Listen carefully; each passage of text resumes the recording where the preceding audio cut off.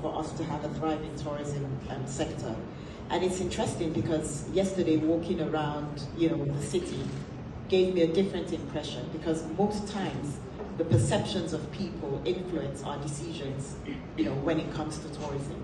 And it depends on how strong your marketing strategy is and how much you reach out into the social media, to portray or, share the value that your country has in tourism. But one thing I have noticed is that we need to make it a habit to visit, because by visiting Georgia here and walking around the city, and not just visiting for the World Tourism Day, and I must thank you, Zurab, our Secretary General, for incorporating that innovative aspect of the program, because it actually gave us a real feel of what it is like to be in Georgia. And it's erased all the fears that maybe other people may have had. So I think it's really critical for us, to move around more, to understand cultures, because that's the only way that we can influence peace from a global perspective. So what we're doing in Sierra Leone, because we do have a lot of bad publicity. Sometimes you Google Sierra Leone, and the first thing you get to see is a civil war, a war that's ended several years ago. So what we're doing aggressively is to speak to our social media actors, news outlets, for them to post something positive and find a way to erase the negativity that has permeated, the news outlets. And we're asking other people to do that, because Africa as well has one of the most authentic aspects of tourism. If we're talking about beauty, we're looking at the people, we're looking at the authentic products that we have. Africa is one place. I mean, I was just talking to my colleague a moment ago about the fantastic wildlife that I enjoy.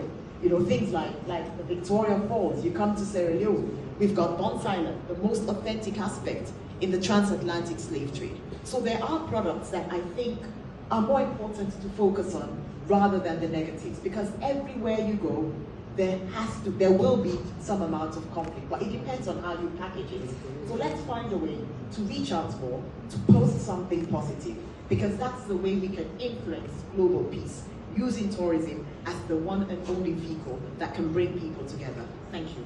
I think it's a fascinating point, Madam Minister, if I can stay with you, because you're also saying tourism not just can be an agent of peace and catalyst for peace building, it can actually be a fantastic tool to rebuild an image and rebrand a country that has experienced conflict.